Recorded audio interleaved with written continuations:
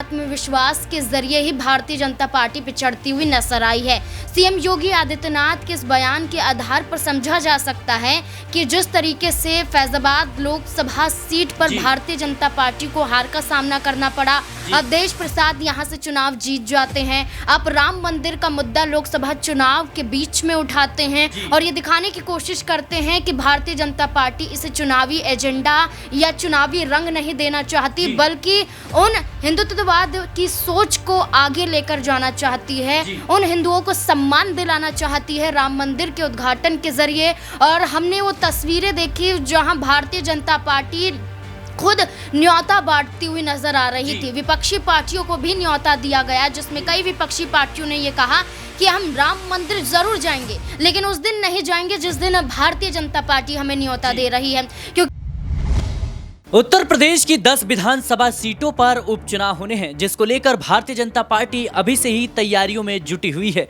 लेकिन इसी बीच अब योगी सरकार की मुश्किलें बढ़ती हुई नजर आ रही है। बता दें कि जिस तरीके से उत्तर प्रदेश के डिप्टी सीएम केशव प्रसाद मौर्य और ओपी राजभर ने मुलाकात की, इसके बाद से सियासी गलियारों में इस बात की चर्चा हो रही है कि क्या ओपी राजभर और केशव प्रसाद मौर्य अब योगी सरकार के लिए मुश्किलें खड़ी करने वाले हैं। आखिर क्यों महत्वपूर्ण है भारतीय जनता पार्टी के लिए ये 10 विधानसभा सीटें? लोकसभा चुनाव में जिस तरीके से भारतीय जनता पार्टी को भारी नुकसान हुआ, सिर्फ 33 सीटों पर सिमटती हुई नजर आई। वहीं समाजवादी पार्टी की बात करें तो 37 सीटें जो है जीतने में कामयाब रहती है। इसके बाद से दावा यह भी किया जा रहा है कि 10 सीटों पर समाजवादी पार्टी की जीत होने वाली है। बता दें कि यहां पर कहीं ना कहीं समाजवादी पार्टी उपचुनाव में भारी पड़ती हुई नजर आएगी, क्योंकि भले ही जिस तरीके से भारतीय जनता पार्टी तमाम तरह के मुद्दों को उठाती हुई नजर आती है, खास तौर पर देखा जाए तो कांवड़ यात्रा को लेकर के जो आदेश पारित किया गया था योगी सरकार की तरफ से, नेम प्लेट लगाना सभी रेडी पटरी और खाने वाले जितने भी ढाबे होटल हैं वहां पर, लेकिन उसके खिलाफ सुप्रीम कोर्ट का फैसला आ जाता है और इससे कहीं ना कहीं भारतीय जनता पार्टी और योगी सरकार की मंशा पर सवाल उठने शुरू हो जाते हैं। इसकी आलोचना सिर्फ विपक्ष ही नहीं बल्कि जो सहयोगी दल हैं वो भी करते हुए नजर आते हैं। नीतीश कुमार की पार्टी हो, जेडीयू या फिर चिराग पासवान हो या फिर आरएलडी, तमाम ये नेता हैं जो कहीं ना कहीं, तमाम ये पार्टियां हैं, ये दल हैं जो योगी सरकार के इस फैसले के खिलाफ नजर आते हैं। वहीं ओपी राजभर की जिस तरीके से उनके बेटे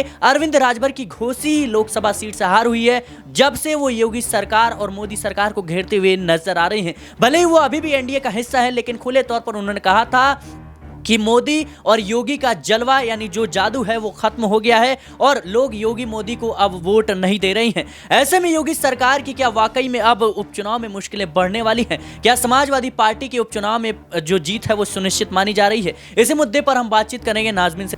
नाजमीन, कैसे देख रहे हैं आप? देखा जाए तो जिस तरीके से राम मंदिर का एक धार्मिक मुद्दा था, कहीं ना कहीं वो सुलझता हुआ नजर आया लोकसभा चुनाव से पहले, लेकिन वहां से भी भारतीय जनता पार्टी की हार हो जाती है। फैजाबाद लोकसभा सीट से अवधेश प्रसाद समाजवादी पार्टी के जीत जाते हैं।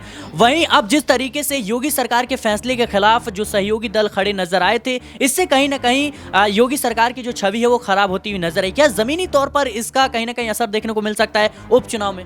देखिए, बिल्कुल सिराज, जिस तरीके से आपने कहा कि लोकसभा चुनाव में भारतीय जनता पार्टी एक तो अपनी सीटों के जो तय सीटें यहाँ पर सामने आई थी कि भारतीय जनता पार्टी कम से कम इस बार तो 62 सीटों से भी ज़्यादा जीतती हुई नजर आएगी, लेकिन जहाँ 33 सीटों पर भारतीय जनता पार्टी सिमट जाती है, इसका आधार इसी बात से लगाया जाता है कि सीएम योगी आदित्यनाथ समीक्षा बैठक में एक बड़ा ऐलान करते हैं कि अति आत्मविश्वास के जरिए ही भारतीय जनता पार्टी पिछड़ती हुई नजर आई है। सीएम योगी आदित्यनाथ के इस बयान के आधार पर समझा जा सकता है कि जिस तरीके से फैजाबाद लोकसभा सीट पर भारतीय जनता पार्टी को हार का सामना करना पड़ा, अवधेश प्रसाद यहां से चुनाव जीत जाते हैं। अब राम मंदिर का मुद्दा लोकसभा चुनाव के बीच में उठाते हैं और ये दिखाने की कोशिश करते हैं कि भारतीय जनता पार्टी इसे चुनावी एजेंडा या चुनावी रंग नहीं देना चाहती, बल्कि उन हिंदुत्ववाद की सोच को आगे लेकर जाना चाहती है, उन हिंदुओं को सम्मान दिलाना चाहती है राम मंदिर के उद्घाटन के जरिए। और हमने वो तस्वीरें देखी जहां भारतीय जनता पार्टी खुद न्योता बांटती हुई नजर आ रही थी। विपक्षी पार्टियों को भी न्योता दिया गया, जिसमें कई विपक्षी पार्टियों ने ये कहा कि हम राम मंदिर जरूर जाएंगे, लेकिन उस दिन नहीं जाएंगे जिस दिन भारतीय जनता पार्टी हमें न्योता दे रही है, क्योंकि राम हर जगह है और राम हमें कभी भी बुला सकते हैं। यानी कि श्री राम की बात करें, भगवान की बात करें, तो वो हमें कभी भी बुला सकते हैं, उनका बुलावा कभी भी आएगा, कभी भी जाएंगे। और आज की तारीख की बात करें तो कितनी ऐसी विपक्षी पार्टियां हैं जिनके नेता राम मंदिर के उद्घाटन के बाद वहां प्रदर्शन करने जाते हैं। तो ये हकीकत बताती है कि भारतीय जनता पार्टी ने वाकई उस मुद्दे को चुनावी रंग देने की कोशिश की, ये दिखाने की कोशिश की कि उत्तर प्रदेश 80 लोकसभा सीटों वाला, जो सबसे ज्यादा लोकसभा सीटों वाला राज्य है, इस पर कहीं ना कहीं अगर हम सीटें 60 प्लस जीत जाते हैं तो आसानी से केंद्र में अपनी सरकार बना लेंगे। लेकिन आज की स्थिति देखिए कि भारतीय जनता पार्टी को अपने सहयोगी दलों का सहारा लेना ही पड़ता है। जहां अकेले 33 सीटें, वहीं सहयोगी दलों के साथ मिलकर 36 सीटें भारतीय जनता पार्टी जीत जाती है, जिसमें अनुप्रिया पटेल अपना दल सोनेलाल के जरिए एक सीट मिर्जापुर जीती जाती है, जहां राष्ट्रीय लोक दल प्रमुख जयंत चौधरी के जरिए 2 सीटें जीती जाती हैं। तो इस आधार पर देखा जाए तो भारतीय जनता पार्टी यहाँ पर 36 सीटें जीत लेती है अपने सहयोगियों के बलबूते। इस आधार पर कहा जा रहा है कि न सिर्फ राज्य में बल्कि केंद्र में भी सहयोगी दलों की जरूरत भारतीय जनता पार्टी को पड़ रही है। और ऐसी स्थिति में भारतीय जनता पार्टी की बात करें, बीजेपी की बात करें, अंतर्कलह देखने को मिल रही है, आपसी सहमति नहीं बन रही है। योगी आदित्यनाथ कुछ और बयान देते हुए नजर आते हैं। लोकसभा चुनाव के परिणाम के बाद केशव प्रसाद मौर्य जो उप मुख्यमंत्री हैं उत्तर प्रदेश के, वो बयान अलग देते हुए नजर आते हैं। हाल ही की तस्वीरें हमने देखी कि ओपी राजभर के साथ मुलाकात करते हुए यहां पर केशव प्रसाद मौर्य नजर आए। ये कहा गया कि संगठन में एक बड़ा बदलाव किया जाएगा, विभागों में एक बड़ा बदलाव होता हुआ नजर आएगा। और इससे पहले ही केशव प्रसाद मौर्य से मुलाकात ओपी राजभर की इस और इशारा करती है कि ओपी राजभर एक बड़ा खेल खेलने वाले हैं। गृह मंत्री अमित शाह के सामने गुहार ओपी राजभर लगाते नजर आए कि मुझे भी मंत्री बनना है, आप मंत्री बनाएंगे तभी गठबंधन होगा, तभी हम आपको सहयोग देंगे, वरना हम आपका दल तोड़कर फिर से समाजवादी पार्टी में जा सकते हैं। इस बात के इशारा ओपी राजभर की पार्टी के जरिए दिया भी गया। और आज ये स्थिति है कि योगी सरकार में मंत्री बन चुके हैं ओपी राजभर। अब बड़ी मांगों को लेकर केशव प्रसाद मौर्य से मुलाकात करते हैं। ये इशारा करता है कि केशव प्रसाद मौर्य अपनी एक अलग टीम बना रहे हैं जो सीएम योगी आदित्यनाथ के खिलाफ खड़ी होती हुई नजर आ रही है। सीएम योगी आदित्यनाथ के खिलाफ खड़ी होती हुई नजर आ रही है। लेकिन जिस तरीके से ये कयास लगाए जा रहे थे उत्तर प्रदेश की राजनीति में कि सीएम योगी की जो मुख्यमंत्री पद है वो कहने के उनके हाथ से जा सकता है, क्या उसी कवायद में अब केशव प्रसाद मौर्य जुट गए हैं? देखिए, सीएम योगी आदित्यनाथ की बात करें तो वो एक हिंदुत्ववाद का चेहरा है, वो एक बाबा की संज्ञा लिए हुए हैं, आरएसएस से जुड़े हुए हैं, आरएसएस से निकले हुए हैं। और योगी आदित्यनाथ की बात करें तो 2017 के चुनाव जब भारतीय जनता पार्टी ने जीते थे, उस दौरान भारतीय जनता पार्टी की नजरों में कई मुख्यमंत्री चेहरे थे, जिसमें केशव प्रसाद मौर्य का नाम सुर्खियों में था, चर्चाओं में था, मनोज सिन्हा का नाम चर्चाओं में था। लेकिन आपको ये बता दें कि यहाँ पर अमित शाह, गृह मंत्री अमित शाह द्वारा फैसला लिया गया था।